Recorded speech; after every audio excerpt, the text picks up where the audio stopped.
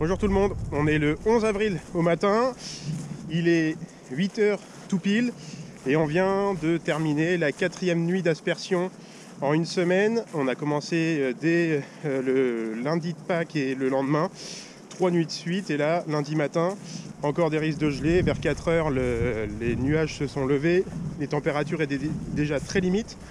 Donc tous les moyens de lutte ont encore été mis en route, que ce soit les tours avant pour brasser l'air chaud et le plaquer au sol. Et ici l'aspersion, donc on est ici à La Taille, aux Ténières, et on est dans la OC Saint-Nicolas de Bourgueil. Et vous voyez autour de moi tous les asperceurs qui ont été mis en route pour protéger les bourgeons.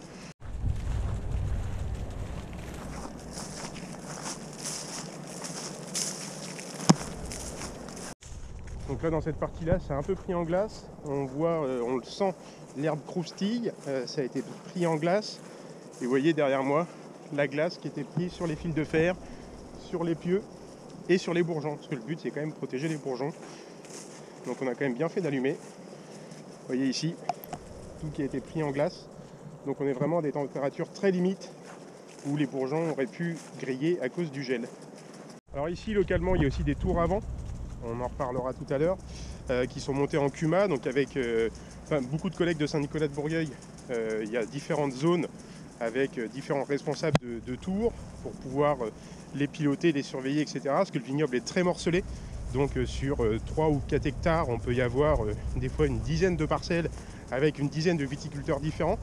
Donc on est obligé de faire ça en collectif, comme ici l'aspersion. Les CUMA, donc les coopératives d'utilisation de matériel agricole, sont très importantes pour lutter contre les gels de printemps. Et voilà pourquoi il faut toujours surveiller qu'on est toujours dans les parcelles. C'est que là, il y a un canon qui est bouché.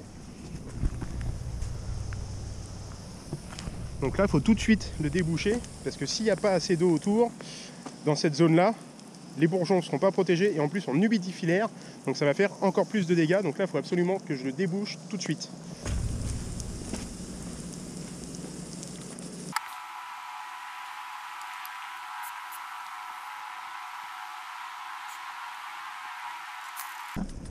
Donc voilà, toujours une joie de faire ça avec les mains mouillées, bien froides, contact avec le métal, tout ce qui est bien agréable. Et là, ça y est, le canon tourne nickel.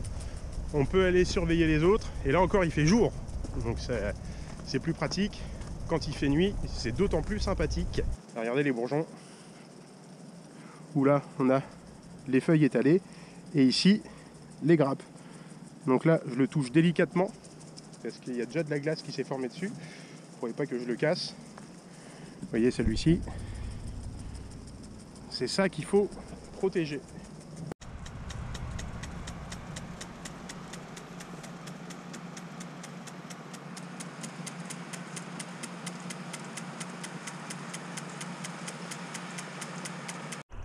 Et ici on est au pied d'une tour avant en CUMA avec des collègues de Saint-Nicolas de Bourgueil. Là, l'idée c'est de faire tourner les pales pour prendre l'air chaud qui est en altitude, le plaquer au sol. Ensuite la tour avant tourne sur elle-même pour protéger autour d'elle entre 3 et 4 hectares. Donc on peut le mettre en mode automatique pour qu'elle démarre toute seule, ou en mode manuel si on veut être un peu plus prudent. Là la consigne en ce moment c'est de mettre en route à 1 degré pour pouvoir ensuite réchauffer l'atmosphère autour de cette tour avant.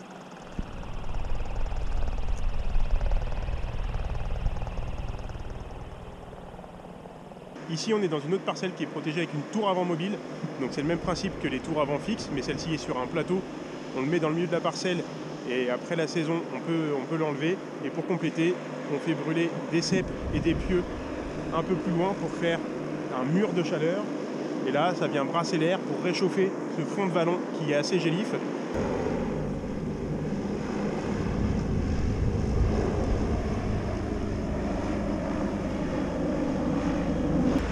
Jeudi 15 avril, il est 7h, cette nuit c'était encore très limite, mais globalement il y a moins de systèmes de lutte qui ont été mis en route que les nuits précédentes.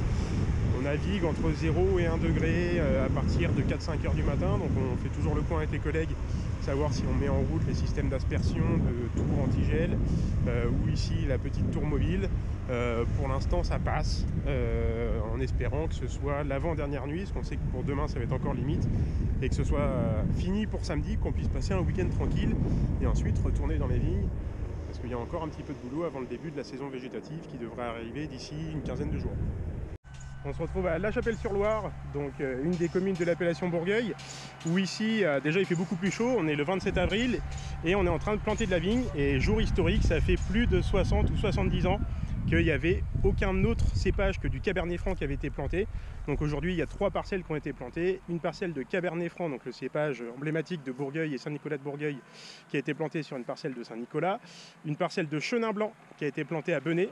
Donc le Chenin, c'est un cépage blanc qui nous fait un vin blanc sec qu'on a replanté depuis une dizaine d'années, qui était historiquement présent mais qui n'était pas enregistré dans le cahier des charges, donc on ne peut pas faire de Bourgueil blanc. Et là aujourd'hui ça ne se voit pas, mais c'est une variété résistante obtenue par hybridation par l'INRA et l'Institut français de la vigne et du vin, où en fait là on a le porte-greffe, ici le greffon, et c'est du floréal qui va résister aux maladies qui sont le mildiou et l'oïdium.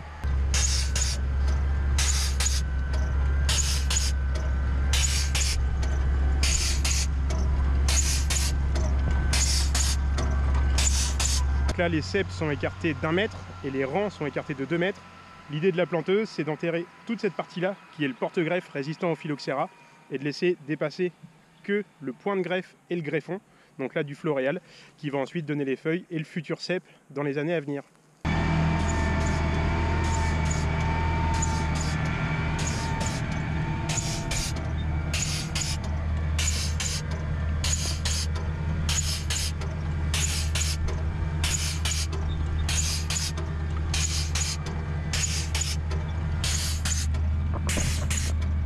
Donc vous avez vu, la plantation est automatique, c'est fait avec une machine, un tracteur qui avance tout seul, guidé par GPS, avec 2 ou 3 planteurs derrière qui mettent les plants et qui surveillent si tout se passe bien. Donc c'est les établissements Robert du Maine-et-Loire qui viennent nous faire la plantation, et les plants de Floréal viennent des pépinières Mercier, et les plants de Cabernet Franc et de Chenin blanc viennent des pépinières Vio avec qui on travaille, parce que c'est un vrai métier la pépinière. Il y a une quarantaine d'années, mon père faisait de la pépinière, mais il a arrêté. Il se concentre sur le métier de viticulteur. Et vous voyez ici le tracteur qui avance tout seul.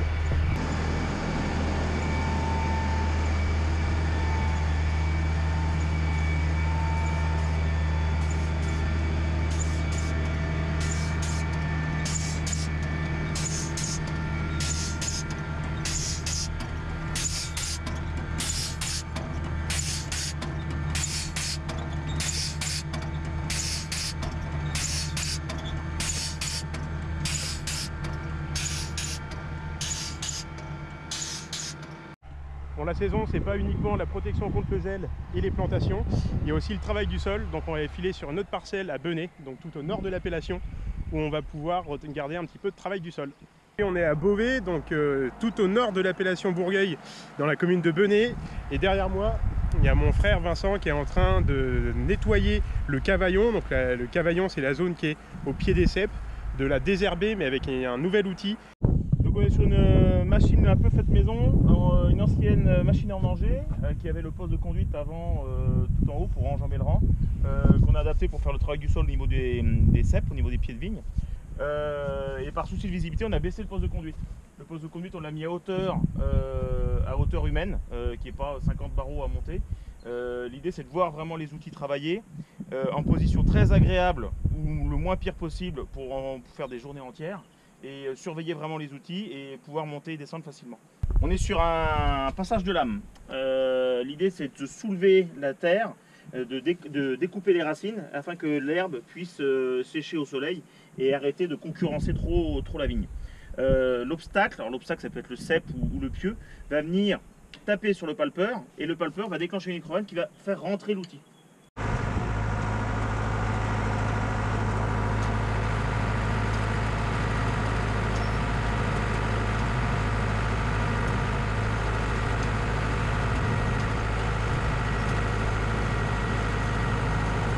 L'objectif, c'est de décoller l'herbe qui a poussé entre les pieds. Et là, avec ce sol très sableux, voilà que c'est bon, les racines ont été décollées. Toute l'herbe va sécher et il faudra repasser au moins 3 ou 4 fois dans l'année pour entretenir ce cavaillon.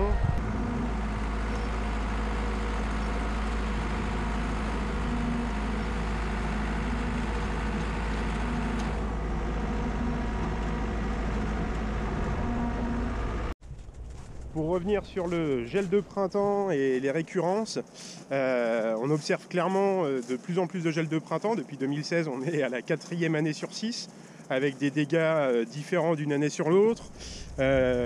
Cette année, ça a été national, donc on en a beaucoup entendu parler dans les différents médias, télé, radio, etc. Avec parfois quelques imprécisions. Donc pour préciser ça, en effet, des gelées en avril, ça a toujours existé. La seule différence, et on le voit bien avec le changement climatique, c'est que dès début avril, on a déjà des bourgeons qui sont sensibles au gel. Alors une première explication, c'est qu'en février et en mars, on a eu des semaines avec des températures assez élevées, des températures moyennes journalières supérieures à 10 degrés. Et là, 10 degrés en moyenne par jour, ça commence à réveiller les bourgeons.